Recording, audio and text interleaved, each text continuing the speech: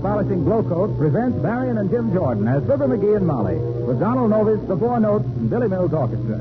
The show opens with Don't Ever Leave Me. Well, the papers are full of track meets, Olympic candidates, and other sporting news. But Fibber is staying home with a little oral athletic event of his own, a jumping toothache. And here in the living room at 79 Wistful Vista, we find a derelict of dental devastation, soothed by a sympathetic spouse, Fibber McGee and Molly.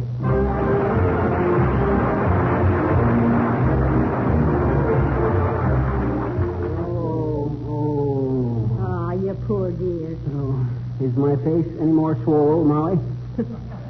It certainly is on one side. You look like a composite photograph of Laurel and Hardy. Believe me, if I'm hardy enough to last through the day with this toothache, I can rest on my laurels. Ow! Dead rabbit, there it goes again. Now, look, McGee, you've either got to make up your mind to go to the dentist or do something else. Okay. Okay, what? Let's do something else. Come in. Did somebody knock? No, but they're going to. This tooth has got me so sensitive, I anticipate things. You see? Come in. Mr. Benny? No, this is Tuesday. Oh, darn it, I must have overslept.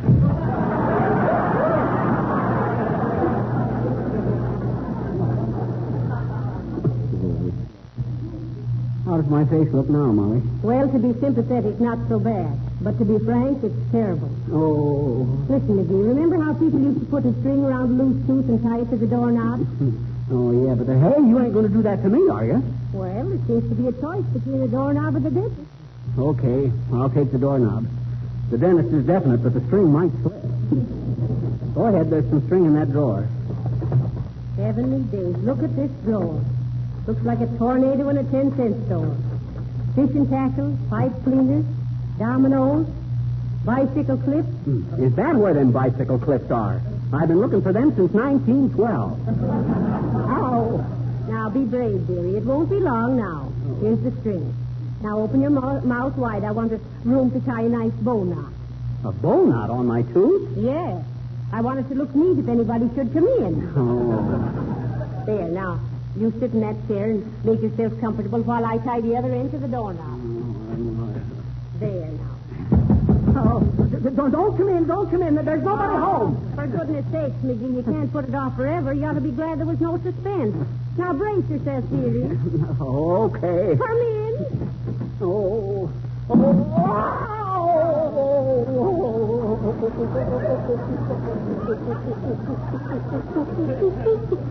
Is my tooth out, Molly? No, dearie, it pulled the knob off the door.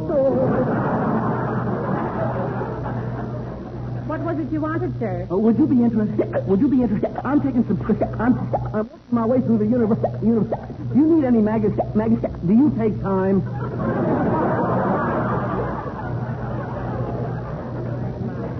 Time for what? Oh, I'm referring to the public.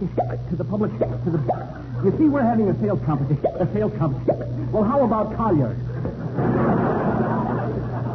No, thanks, bud. I got a bad eye tooth and I can't read. Well, just this week we're featuring a combination. This offer is so spectacular. It's so spectacular. Say, excuse me, brother, but there's a piece of string hanging. There's a piece of string hanging. Hey, lady, you got him hooked. Why don't you pull him in?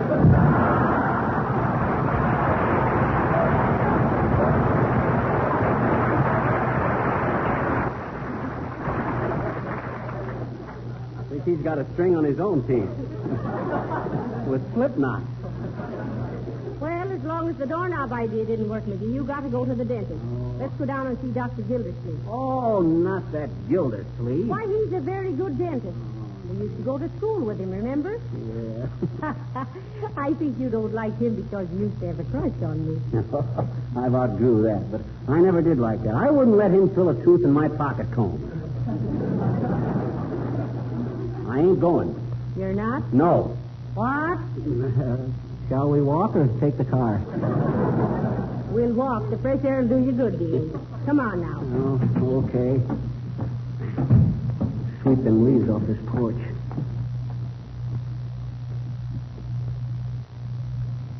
You put me there, Molly? Yes, dearie. Do you feel any better now? Oh, no. Every step I take, I get a sharp shooting pain in that tooth. Oh, heavenly days. Here, open your mouth, McGee. Oh. There, now, is that better? Oh, boy, I'll say it is. What'd you do? I took the string off. You've been dragging that doorknob for 2 blocks. Well, then.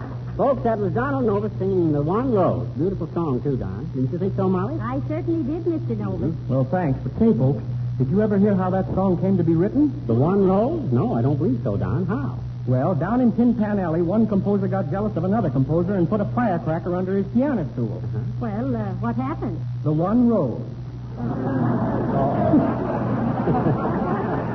Well, see you later, folks. The One Rose. Well, after a bloomer like that. Ow! There it goes Why, again. Mr. McGee, what seems to be the matter? Oh, how do you do, Mrs. Uppington? Oh, how do you do, Mrs. McGee? And Miss McGee. Oh, hi, Effie. Do you realize that your face is horribly swollen, Miss McGee? Yes, I think you've noticed it, Mrs. Uppington, haven't you, dear? Oh, yes. I saw it in the mirror this morning. So I looked at it and I said to it, I said, mirror, mirror on the wall, do you think this dead-ratted swelling will be gone before fall? Oh, my, how ridiculous. Oh, but really, Miss McGee, you should do something about that face of yours immediately. That's a coincidence, Uppy. The first time I met you, I says the very same. He's got a bad toothache, Mrs. Uppington. We're on our way to the dentist. Oh, I see. But coincidentally, I am rather superstitious about mirrors myself. They do tell the truth about yourself. Now, for instance, Miss McGee, look at this one in my handbag. Huh? Does this one say anything to you? Kind of cracked, Uppy. Yes, isn't it? Well, so nice to see you again. Goodbye.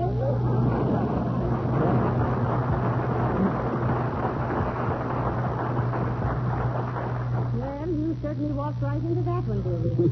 You know, sometimes I wonder if Uppy ain't a little smarter than she looks. And then again, I realize she'd almost have to be.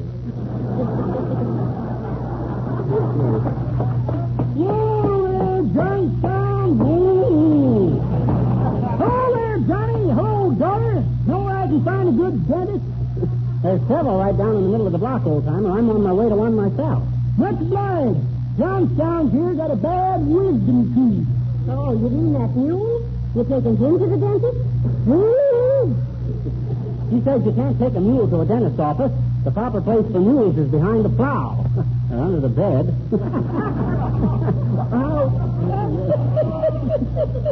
That's pretty good, Johnny. And that's just about the way I heard it. Only the way I heard it, a feller named McGee says to me, he says, you can't take a mule to a dentist. Why not, says I, taking a burr out of his tail. He wouldn't have neglected his teeth if he hadn't have been a jackass. Well, that's an awfully funny-looking mule, Mr. Oldtimer. His left shoulder's a little high. Yep, he's a California mule. Very unusual wither.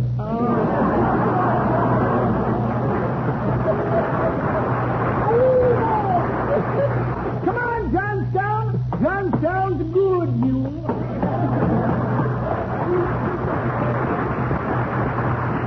Silly business.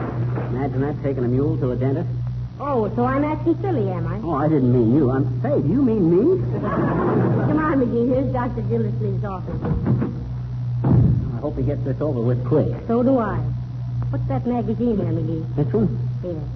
Leslie's Weekly of April 10th, 1911. Give me that one over there. Hello there, folks. Hey, have I got great news for you. What is it, Mr. Wilcox? Has peace broken out in Europe?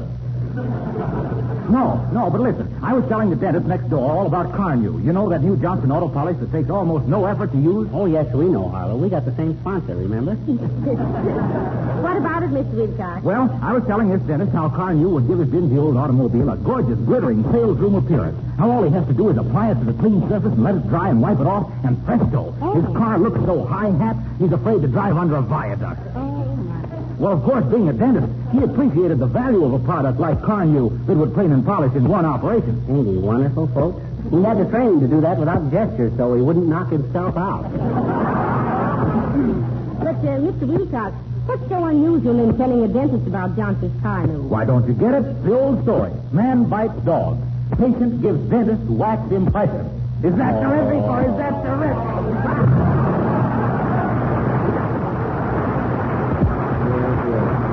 Patient gives dentist wax impression. What old Harlow needs is a pivot tooth. All his conversation revolves around Johnson's wax. Oh, there it goes again. Well, I don't imagine he'll have to wait long. No, there's nobody ahead of us. I bet you there is, I bet you. Oh, hi there, little girl. Oh, are you waiting to see the dentist, little girl? Are you waiting to see the dentist? No, I've seen one. Oh. He wears a white apron like a Dexter. Oh. Please, sis, that ain't a very pleasant picture you're drawing for me. I'm not drawing a picture, I bet you. I'm just sitting here.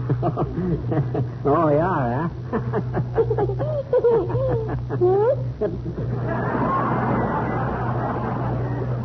You're kind of young for dental trouble, ain't you, Mom? Yeah. What seems to be your trouble, sis? I hope you ain't been eating too much candy. Why? Well, it ain't good for you. It's all that rich stuff that ruins your teeth when you're young. Remember that.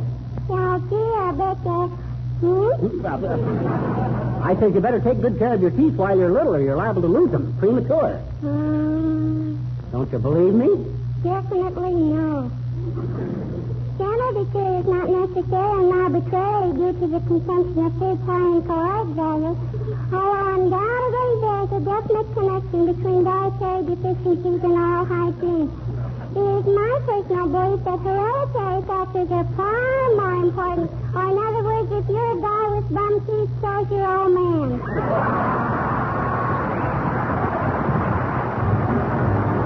Four notes singing hooray for spinach, garnished with a few hard-boiled eggs led by Billy Mills. Very commendable, kids. Hey, Molly, if Dr. Gildersleeve don't call us pretty soon, I'm going to... Oh, there, Molly. Hello, McGee. Hi. Nice to see you. Step right in. Well, thank you, Doctor. McGee has a tooth that's bothering him. Yeah. Yes, bad-looking face there. Oh. Sit right in the chair here, McGee. Okay. Now, lift your chin while I put this bib on you. Oh, I don't believe I could eat anything right now, Doc. Quiet, McGee. Now, the doctor knows what he's doing. Take a good look at that tooth, Doctor. I think maybe it's ulcerated. Certainly, Molly, certainly. Which one is it, McGee? No! That's it, all right. Oh. Looks very bad, too. I'm afraid I'll have to give you gas. Oh, gas. Man bites dog again. Somebody gives McGee gas.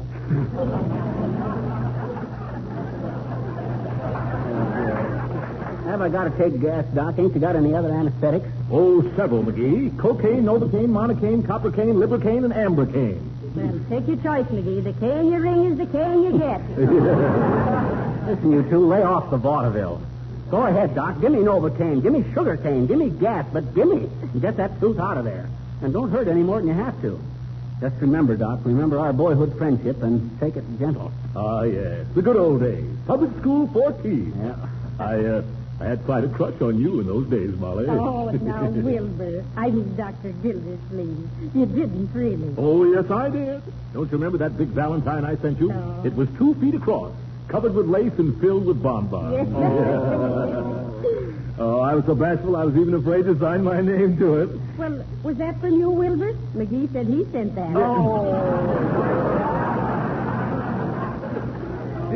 Yes, he would. Well, I guess all's fair in love and war, Molly. Between you and me, it was love. Between Fibber and me, it was war. I remember. And say, will you ever forget the time we went Listen, on... folks, I hate to take the dew off your beautiful forget-me-nots, but could you spare a thought for a poor suffering fugitive from a forceps? Excuse me, McGee. I'll get right at it. Okay. Now, just lean back and take it easy. I'll lean back. You take it easy. Now, put this mask over your face and breathe deeply. Oh, is that for the gas, Doctor? Yes, I'll give him nitrous oxide. Although for actors, I usually give mustard gas. It goes well with the ham.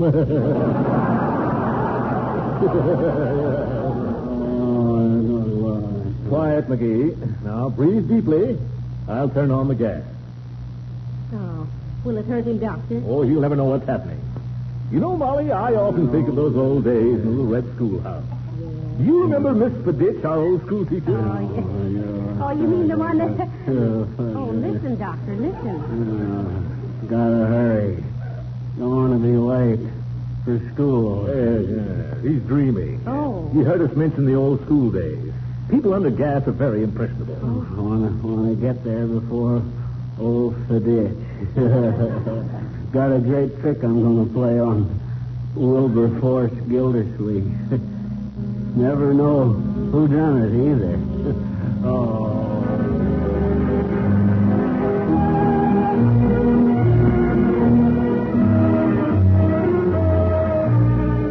All right, children. School is dismissed. Hey, Molly, can I carry your book?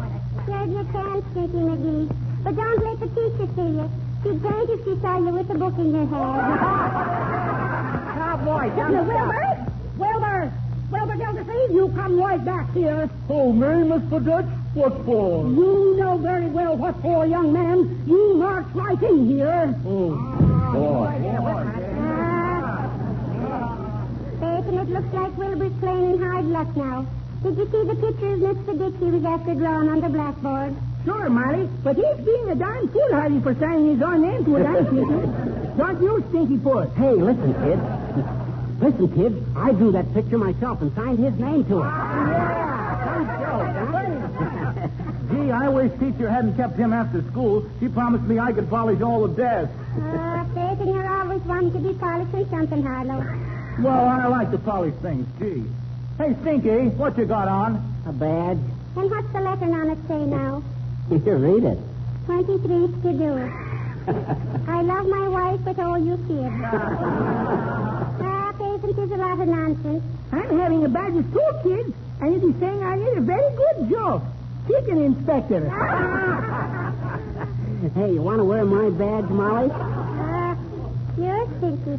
And would you be coming over to my house tonight for a bit of run, cheap run? No, I can't. Dad, rat it. Got to chop some wood and bring in some coal and haul out the ashes and all stuff like that there.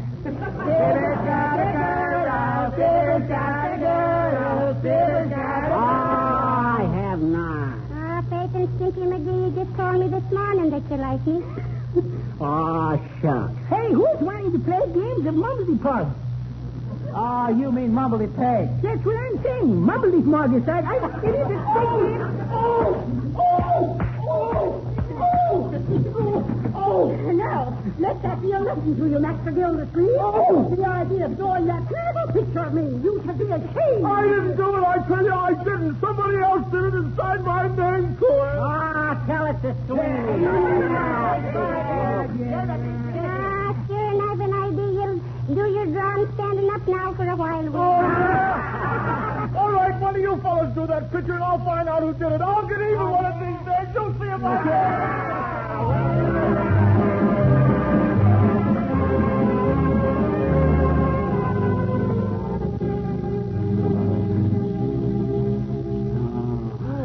Look, Doctor, he's coming out of it. He must have been dreaming about something amusing. Look at him smiling. Wilbur is a cry, baby. Wilbur is a cry. McGee, snap out of it, dearie. The doctor's all through now. All right, McGee. Sit up. Oh, hi, Molly. Where am I? Well, don't you remember, dearie? In Dr. Gildersleeve's office. Little Wilbur Gildersleeve that we went to school with. Oh, yeah. How do you feel now, dearie? All right. By the way, McGee, you remember that picture you drew on the blackboard? That gag you pulled on me? Oh, yeah. Well, I just got even. Huh? I just pulled all your teeth. Why, you never know such a thing. What, he did? Oh, stop.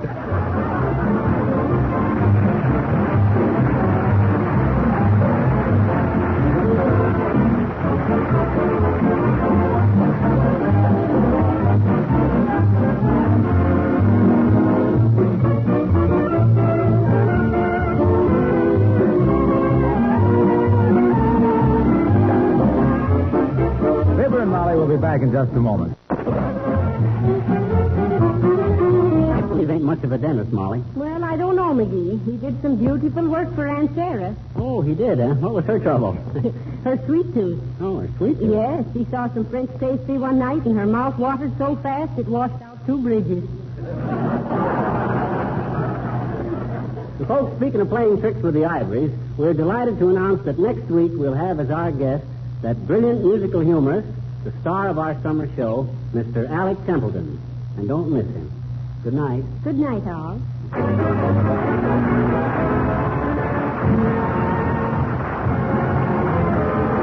is Marlowe Wilcox, speaking for the makers of Johnson's Wax and Johnson's Self-Polishing Glow Coat, Racine, Wisconsin, inviting you all to join us again next Tuesday night at the same time.